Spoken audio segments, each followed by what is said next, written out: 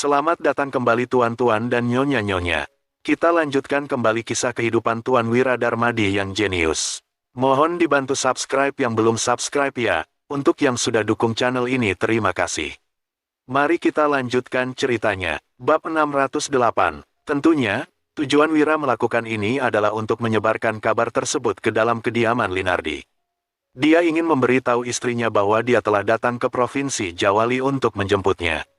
Selama Wulan mengetahui kabar ini, rencana keluarga Linardi akan hancur dengan sendirinya. Wira memahami karakter Wulan, jadi ketika dia melihat Opal yang bersikap seperti ini, dia makin yakin tentang rencana keluarga Linardi. Saat ini, Wira hanya tersenyum ketika meminum anggurnya. Kemudian, dia berkata, "Kak, aku tahu bahwa kamu meremehkanku. Sepanjang hidupku, aku juga nggak peduli, apakah orang lain memandangku rendah atau enggak. Apa yang aku inginkan hanyalah membiarkan orang yang kucintai bisa menjalani sisa hidupnya dengan bahagia." Wira menimpali, "Aku sama sekali nggak tertarik untuk menjadi pejabat istana ataupun mendapatkan kejayaan, pengakuan, dan keuntungan. Aku juga nggak memiliki ambisi besar, kamu sendiri tahu tentang itu. Daripada berjalan di atas batu licin, lebih baik hidup dengan santai. Aku memahami kepribadian Wulan, dia nggak akan mengecewakanku. Aku bisa bersumpah bahwa aku juga nggak akan mengecewakannya. Kalau kamu benar-benar peduli dengan adikmu, tolong biarkan kami bersatu kembali," ucap Wira dengan tulus. Wira tahu bahwa meskipun Opal selalu merendahkan dirinya, dia sangatlah menyayangi Wulan. Terlebih lagi, dia juga seorang cendekiawan sehingga mampu memahami prinsip-prinsip ini. Benar saja, setelah mendengarkan kata-kata Wira, Opal sangat terkejut dalam hatinya. Dia mengangkat gelas anggurnya dan menghabiskannya dalam seteguk, tetapi masih tidak berkata apapun. "Kak, kamu juga tahu bahwa saat ini istana dalam keadaan kacau. Siapa yang bisa tahu kapan negara ini akan damai? Aku tahu bahwa perkataanku mungkin terkesan kasar, tapi kamu pasti memahami maksudku. Kalian mungkin bisa melindungi Wulan sekarang, tapi apakah itu benar-benar bisa memberikannya kebahagiaan?" Usai mendengar perkataan Wira, Opal pun menghela napas. Sejujurnya, sebagai seorang cendekiawan, dia tentu memahami bahwa keadaan istana sangat kacau saat ini. Hanya saja, dia tidak berani melontarkannya secara langsung. Akan tetapi, begitu mendengarkan apa yang dikatakan Wira, dia sontak paham dalam hatinya. "Kak, kamu pasti sudah mendengar banyak hal tentangku. Nggak peduli apakah itu benar atau palsu, ada satu hal yang ingin kusampaikan kepadamu. Sebaiknya jangan terlibat dalam urusan istana. Karena orang yang berkuasa saat ini bukanlah penguasa yang baik," ucap Wira. Setelah mendengar perkataan Wira, Opal benar-benar terkejut. Bagaimana bisa Wira mengucapkan kata-kata yang menista raja seperti ini dengan begitu mudahnya? Apakah orang ini masih adalah Wira yang gemar bermain wanita, berjudi, juga merupakan sampah yang tidak bisa diandalkan itu? Wira berkata seraya tersenyum, "Kak, kita sudah mengobrol terlalu lama. Ayo, silakan cicipi makanannya." Pada saat ini, Opal menatap ke arah meja makan yang telah disiapkan dan sontak tercengang. Bahkan, dia sendiri belum pernah mencicipi makanan seperti ini sebelumnya. Akan tetapi, aroma yang harum membuatnya tidak bisa menahan diri dan segera meraih peralatan makan. Setelah mencicipinya, rasa nikmat dari makanan yang disajikan membuat Opal kagum. Pria itu tak kuasa bertanya, "Makanan apa ini?" "Enak sekali," Wira menjawab sambil tersenyum, "ini disebut hotpot. Wulan sangat menyukai makanan ini." Satu kalimat dari Wira membuat Opal mengambil napas dalam-dalam dan tertegun di tempat. Setelah itu, dia menatap Wira dengan serius dan tiba-tiba tersenyum. "Wira, kamu benar-benar sudah berubah. Dulu, kamu bahkan gak punya cukup keberanian untuk menatap mataku secara langsung, tapi sekarang, saat duduk di sana, kamu memancarkan aura percaya diri yang membuatku terkejut," ucap Opal dengan jujur. Perkataannya ini membuat Wira tertawa terbahak-bahak, lalu dia berkata, "Setelah lama nggak bertemu, kita tentu nggak boleh menilai orang lain dengan cara yang sana lagi. Kak, ini adalah pertama kalinya kita mengobrol sambil meminum anggur. Kan?" Wira menimpali, "Suatu hari nanti, kalau kamu merasa jenuh dengan kehidupan sekarang atau lelah karena menjalani hidup dengan sangat berhati-hati, datanglah ke Dusun Darmadi. Tempat itu memang bukan surga, tapi bisa membawakan kebahagiaan." Wira mengangkat gelasnya lagi saat berkata demikian. Hal ini membuat Opal mengambil napas dalam-dalam tanpa berkata apapun. Usai makan malam, Opal akhirnya berdiri dan berkata, "Terima kasih atas jamuan hari ini.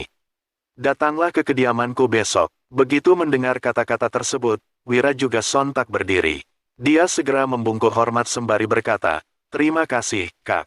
Bab 609. Opal berkata sambil tersenyum, "Kamu bahkan gak memberi hormat kepadaku saat menelihatku tadi. Setelah tujuanmu tercapai, kamu baru menjadi begitu sopan." "Iya." Wira menggeleng sembari menjelaskan, "Bukan, salam ini adalah penghormatan tulus dariku. Kak Opal adalah seorang kakak yang baik dan patut dihormati. Kalau tentang yang tadi, Kak, sejujurnya, walaupun gak mengatakannya secara langsung, aku sebenarnya meremehkanmu dalam hatiku." Tanda seru petik 2. Opal tiba-tiba tertawa, lalu bertanya, "Kamu meremehkanku?"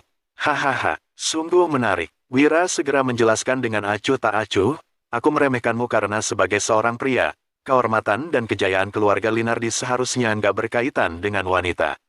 Sebagai seorang pria, kenapa kamu malah bergantung pada wanita untuk menggapai sesuatu di dunia ini?" Opal tersentak oleh kata-katanya. Saat ini, dia baru memahami maksud Wira dan cukup terkejut, meskipun merasa ada yang aneh karena kata-kata tersebut dilontarkan oleh Wira. Akan tetapi, tidak ada yang salah dengan perkataan Wira. Seorang pria yang ingin menggapai sesuatu di dunia ini, sama sekali tidak perlu mengandalkan wanita. Opal mengangguk mantap dan juga membungkuk dalam-dalam kepada Wira. Kemudian, dia berkata, "Aku sudah belajar darimu hari ini." Wira buru-buru membalas, "Kak, perkataanmu terlalu berlebihan. Aku masih sosok yang gak berguna itu." Mendengar hal ini, Opal tidak berkomentar lebih lanjut dan langsung pergi. Begitu pulang ke kediaman Linardi, dia langsung mendatangi Wulan. Saat melihat adiknya yang begitu tenang, Opal sangat terkejut sehingga bertanya, "Wulan, kamu sudah tahu semuanya, kan?" Wulan hanya tersenyum dan mengangguk. Kemudian, Opal kembali bertanya, "Wulan, aku sangat penasaran, kenapa kamu begitu percaya padanya?"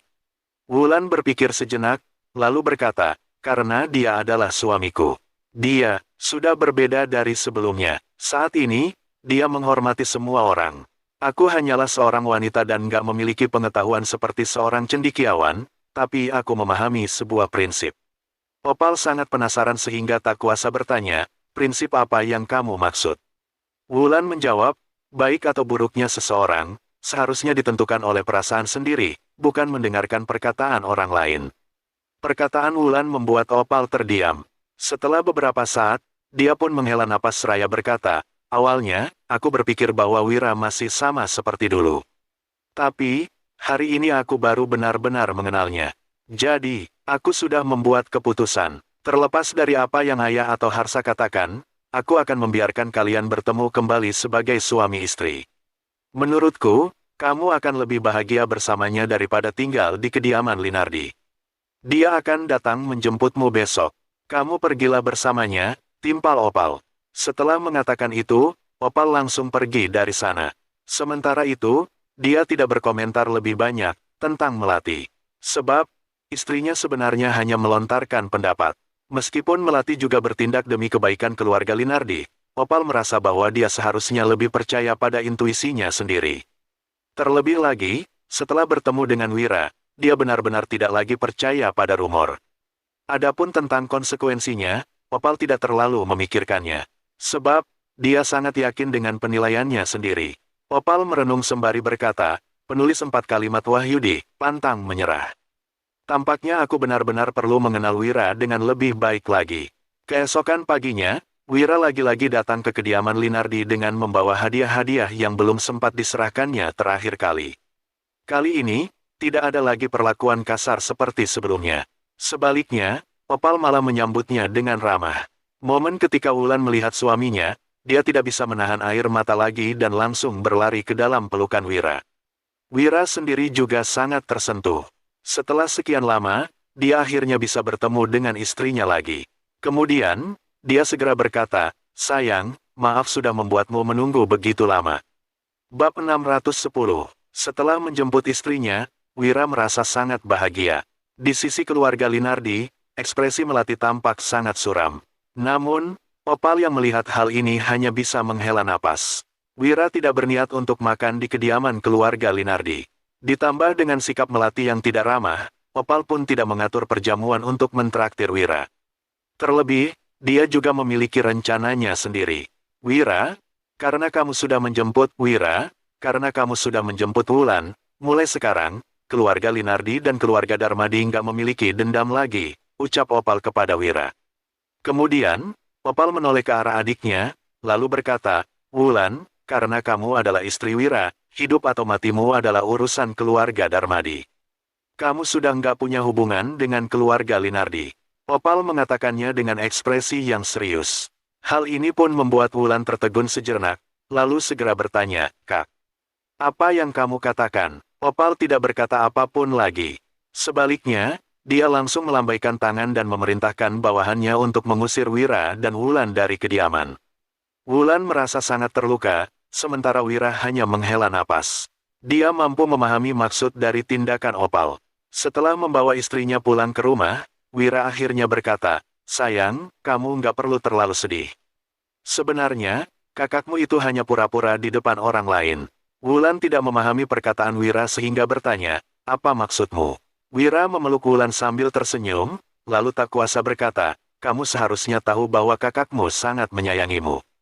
Kata-katanya memiliki makna yang dalam. Kamu begitu cerdas, seharusnya bisa memahami maksudnya, kan? Setelah mendengar perkataan Wira, Wulan pun berpikir sejenak, lalu tak kuasa berkata, jadi, maksudmu kakakku sengaja mengucapkannya agar memutuskan hubungan dengan kita. Dia mengatakannya supaya anggota keluarga Linardi menghentikan rencana pernikahanku dengan putra gubernur.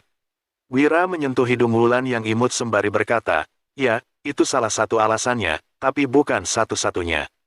Hah, apakah ada yang lain? Tanya Wulan dengan penasaran. Wira segera menjawab, tentu saja. Saat ini, suasana di istana berubah dengan cepat. Nggak ada yang bisa memastikan apa yang akan terjadi besok. Jadi, tindakan kakakmu ini juga bertujuan agar kita memutuskan hubungan dengan dia. Bagaimanapun, reputasiku saat ini nggak begitu baik. Situasi keluarga Linardi juga sangat rumit. Kalau kita bersatu, bukankah malah akan membuat semuanya menjadi makin rumit? Jelas Wira, dia berhasil menebak pemikiran Opal dan merasa setuju dengannya. Kadangkala, ketika sudah memahami inti masalah, seseorang tidak perlu lagi mengkhawatirkan apa yang terlihat dari luar. Ternyata begitu, ucap Wulan yang akhirnya paham. Akan tetapi, hatinya masih saja terasa berat. Sayang, kamu nggak perlu terlalu memikirkannya.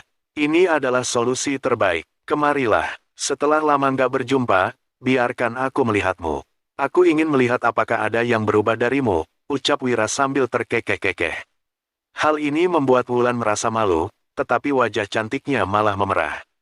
Meskipun sudah lama tidak bersama, Wira masih mampu mengendalikannya. Bagaimanapun, ada sesuatu di dalam hatinya yang perlu disampaikan kepada Wulan. Wira tiba-tiba berkata dengan serius, sayang, ada sesuatu yang ingin kusampaikan padamu. Wulan terkejut mendengarnya, lalu dia segera menjawab, sayang, kamu adalah kepala keluarga. Apapun yang kamu putuskan, aku akan mendukungmu. Wira sangat tersentuh oleh kata-kata itu, tetapi dia menggelengkan kepala sembari berkata, enggak, kamu adalah istriku.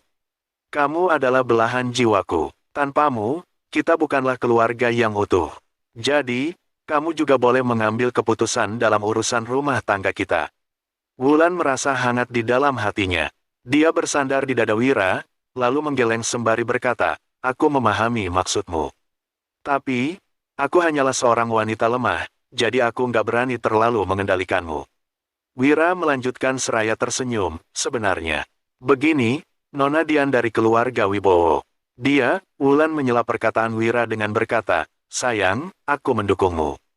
Kalau kamu menyukai Nona Dian, aku akan memperlakukannya seperti adikku sendiri.